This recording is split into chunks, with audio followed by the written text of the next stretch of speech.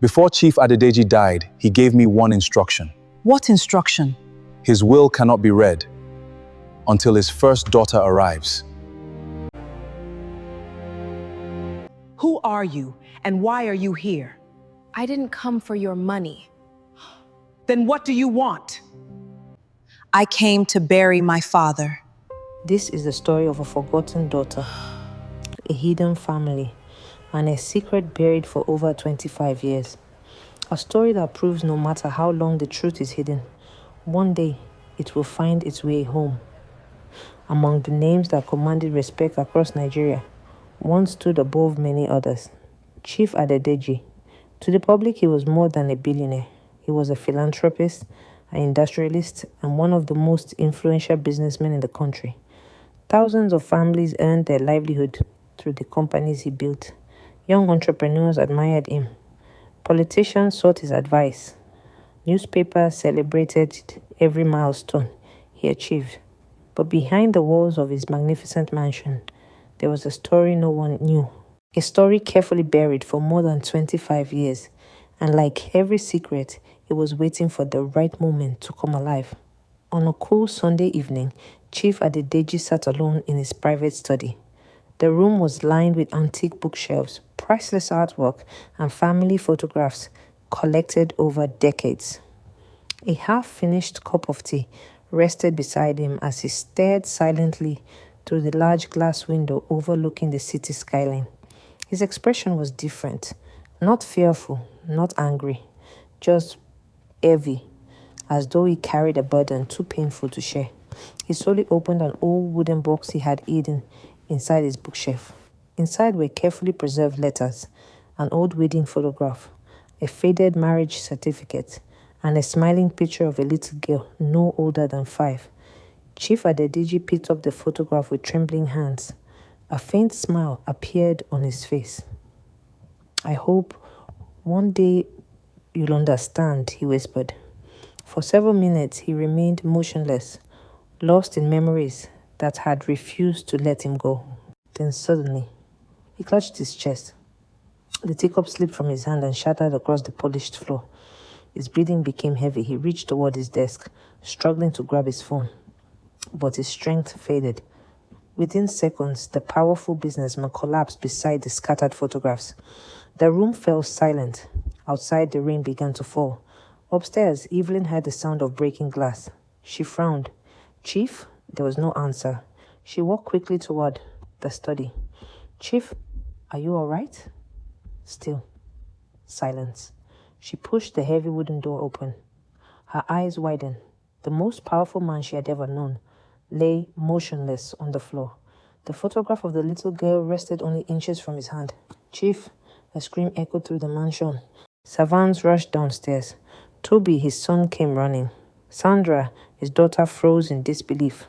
Mama Bisi, the maid, stood at the doorway, staring at the old photograph on the floor. For a brief second, she recognized it, and tears quietly filled her eyes.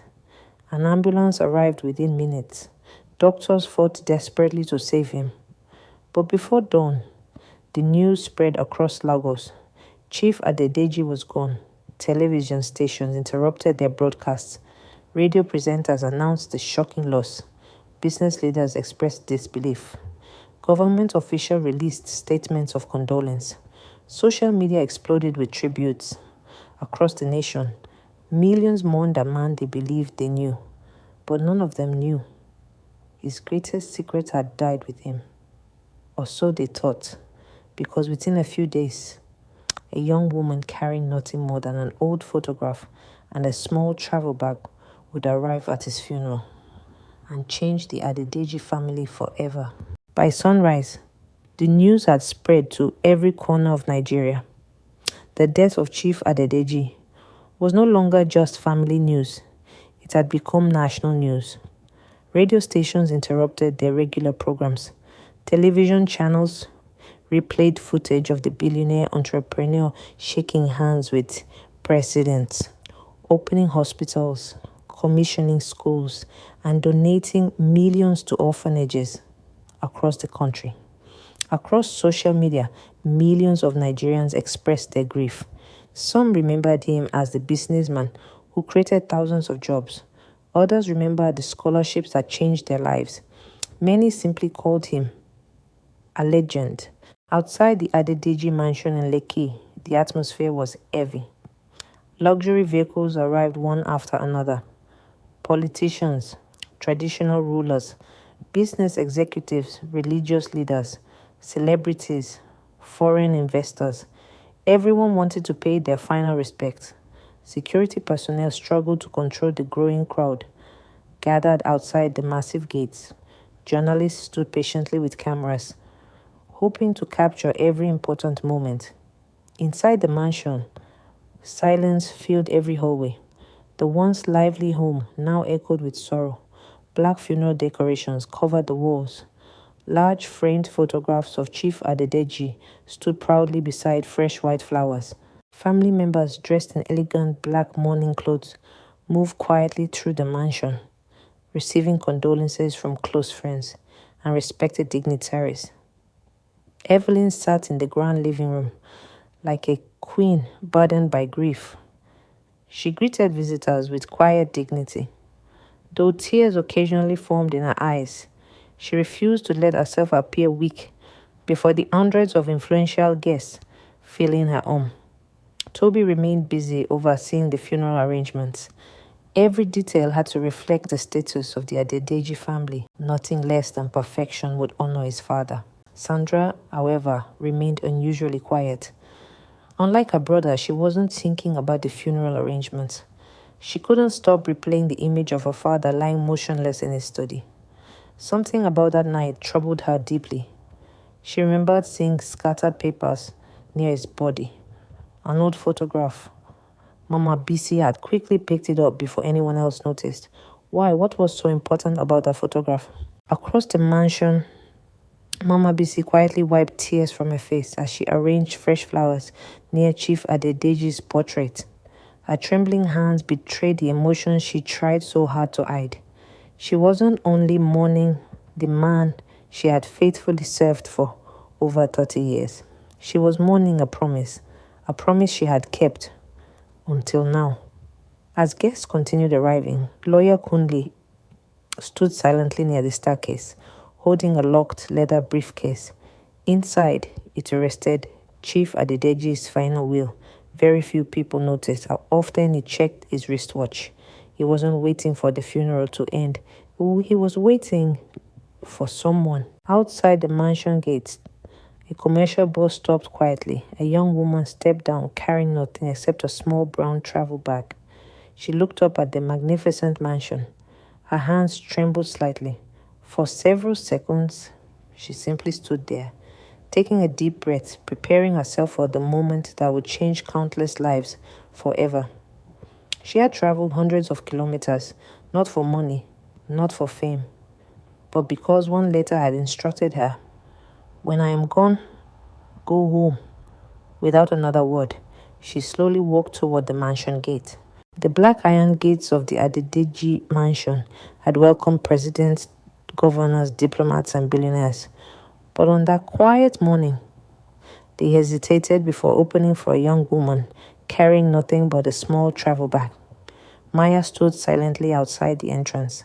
She wasn't intimidated by the size of the mansion. She wasn't impressed by the luxury cars parked inside. Her heart was occupied by something much heavier. Memories, questions, and a promise she had carried for years. The head security officer stepped forward. "Good morning, madam. This is a private family gathering. Invitation, please." Maya offered a respectful smile. "I don't have an invitation." The guard frowned. "Then I'm afraid you cannot enter." Without arguing, Maya reached into her handbag and carefully removed a neatly folded envelope. The paper looked old. The edges had begun to fade with time.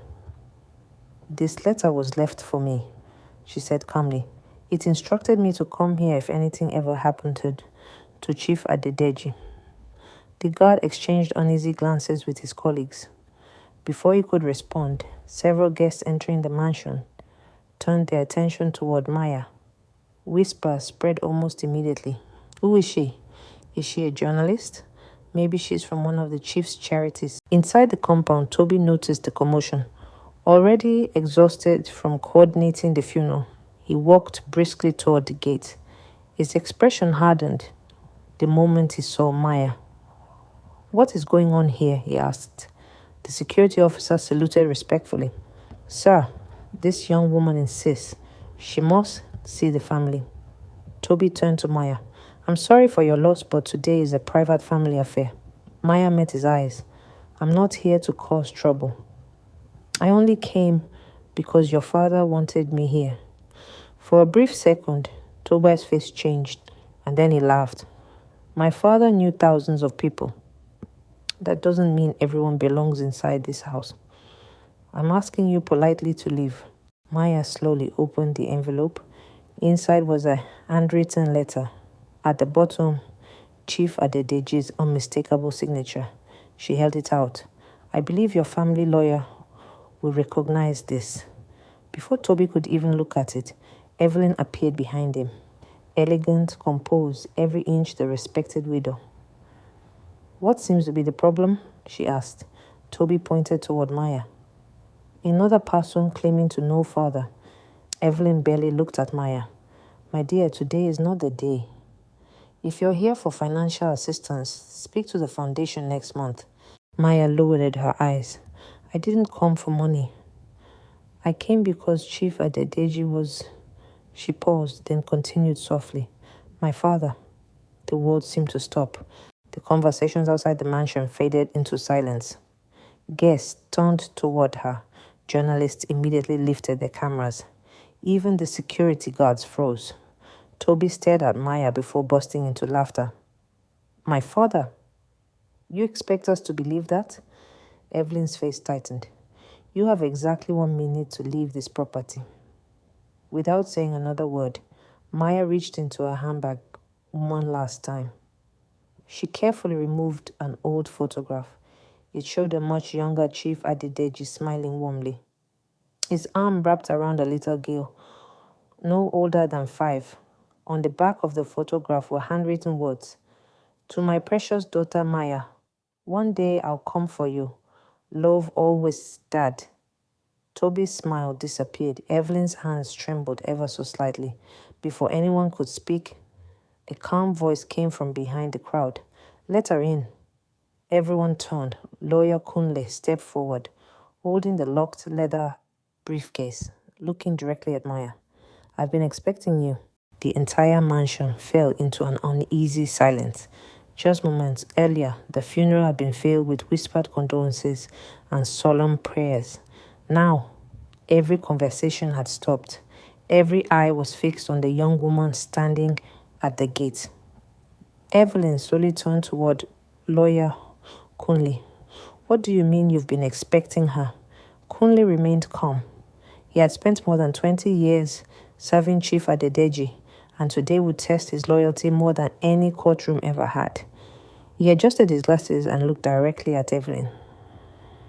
"About 12 years ago, Chief Adedeji handed me a sealed instruction. He made me promise never to open it unless he passed away.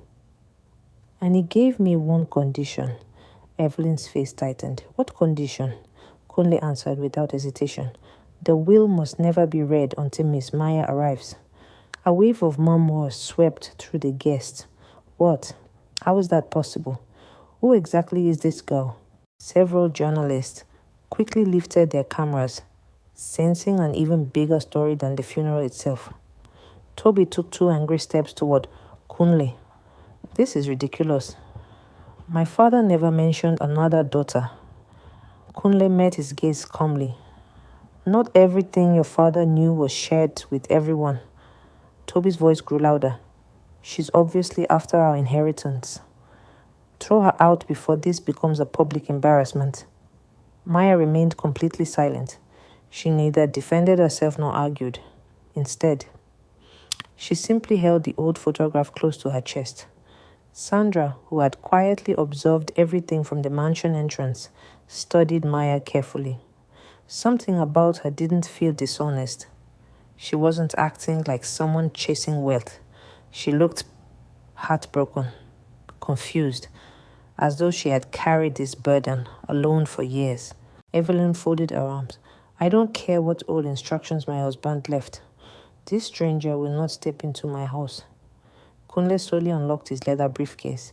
The clicking sound echoed through the silent compound. From inside, he removed a thick, cream-colored envelope sealed with red wax. Across the front, written in Chief Adedeji's unmistakable handwriting, were the words, "Open only after my death, in the presence of my entire family, including Maya." Kunle held the envelope high enough for everyone to see. Gasps spread through the crowd. Even Evelyn's confident expression began to fade. Toby stepped closer, examining the handwriting. His face slowly lost its color. It looks exactly like Father's handwriting. It is, Kunle replied quietly. The signature has already been verified. A respected elderly judge, who had been one of Chief Adedeji's closest friends, stepped forward from among the mourners. He adjusted his glasses before examining the envelope. After several moments, he nodded. That is indeed Chief Adedeji's handwriting. The crowd erupted into whispers. Journalists immediately began reporting live. This changes everything. Could there really be another heir? Evelyn closed her eyes for a moment. Everything she thought she knew about her husband was beginning to unravel. But she refused to lose control. She looked directly at Maya. If you think coming here will make you part of this family, you are mistaken. Maya finally spoke. I didn't come here asking to be accepted.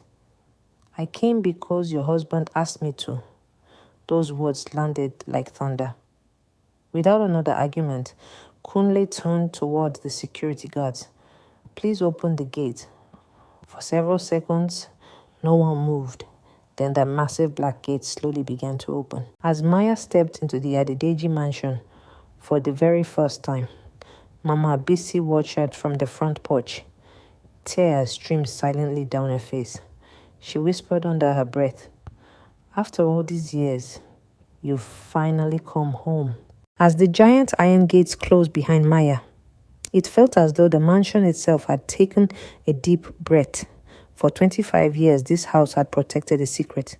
Today, that secret had walked through the front door. The atmosphere became unbearably tense. No one welcomed Maya. No one offered to carry her small travel bag. The guests watched in complete silence as she slowly followed Lawyer Kunle toward the mansion. Some whispered among themselves, could she really be the chief's daughter? She doesn't look like someone chasing money. But why did Chief keep her hidden all these years? Maya ignored every whisper. Her eyes wandered around the magnificent mansion, the grand staircase, the marble floors, the expensive chandeliers, the beautiful family portraits decorating the walls. She wasn't admiring the luxury. She was searching for something she had never had, a place to call home. At the entrance stood Mama Bisi. The elderly housemaid could barely contain her emotions. The moment Maya came close enough, their eyes met. For several seconds, neither of them spoke. Mama Bisi's lips trembled. Her hands shook uncontrollably. She recognized Maya instantly, not because she had seen her recently, but because she had held that little girl in her arms many years ago. She remembered Maya's laughter. She remembered her days singing lullabies. She remembered the painful night everything changed. But this wasn't the time. She quickly lowered her head before anyone noticed the tears gathering in her eyes. Welcome, she whispered softly. So, you finally come. Maya looked surprised. You know me? Mama Bisi forced a small smile. I knew your mother. Before Maya could ask another question, Evelyn interrupted sharply. Mama Bisi? The elderly woman immediately stepped back. Take her luggage. Show her the guest room. And remember, Evelyn looked directly at Maya. You are only a guest, nothing more. Without waiting for a response, Evelyn walked away. Toby followed behind her, clearly furious. Sandra remained standing. She watched Maya quietly. I'm Sandra. Maya smiled politely. Maya? Sandra hesitated. I'm sorry about everything happening today. Maya nodded. I understand. Sandra wanted to ask more questions, but Evelyn called her from upstairs. She reluctantly walked away. Mama Bisi picked up Maya's small travel bag. As they climbed the grand staircase, the old woman leaned closer. Without turning her head, she whispered almost silently, "Do not trust everyone in this house." Maya froze. "What do you mean?" Mama Bisi continued walking. "The walls have ears. We'll talk later." Before Maya could respond, they reached the guest room. It was elegant, large king-size bed, beautiful balcony overlooking the gardens. Fresh flowers arranged neatly on a polished table. Mama Bisi gently placed the bag beside the bed. She looked around to make sure no one was nearby. Then she quietly reached into her apron pocket. From inside, she removed a tiny silver key. Old, worn with age. She placed it into Maya's hand. Maya stared at it in confusion. "What is this?" Mama Bisi closed Maya's fingers around the key. "Your father told me if this day ever came, I should give this only to you." Maya's heart began to race. "A key to what?" Mama Bisi looked toward the closed bedroom door, then back at Maya. "To the truth." Before Maya could ask another question, a loud knock echoed through the room. "Mama Bisi," it was Evelyn's voice, "come downstairs immediately." Mama Bisi quickly wiped her eyes. "Hide the key, and whatever happens, don't let anyone know you have it." She opened the door and hurried away. Maya stood alone in the luxurious guest room, staring at the small silver key resting in her palm, completely unaware that it would unlock the biggest secret in the Adedeji family's history. The mansion had barely settled from Maya's arrival when another announcement sent a wave of tension through every room. Lawyer Kunle requested that every immediate family member gather in the grand living room. Not tomorrow, not after the burial. Now, within minutes, the enormous living room was filled. The crystal chandelier reflected softly against polished marble floors.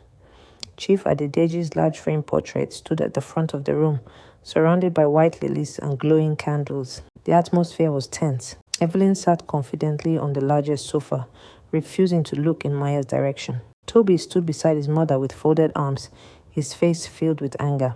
Sandra sat quietly, occasionally glancing at Maya, who chose a single chair near the far end of the room.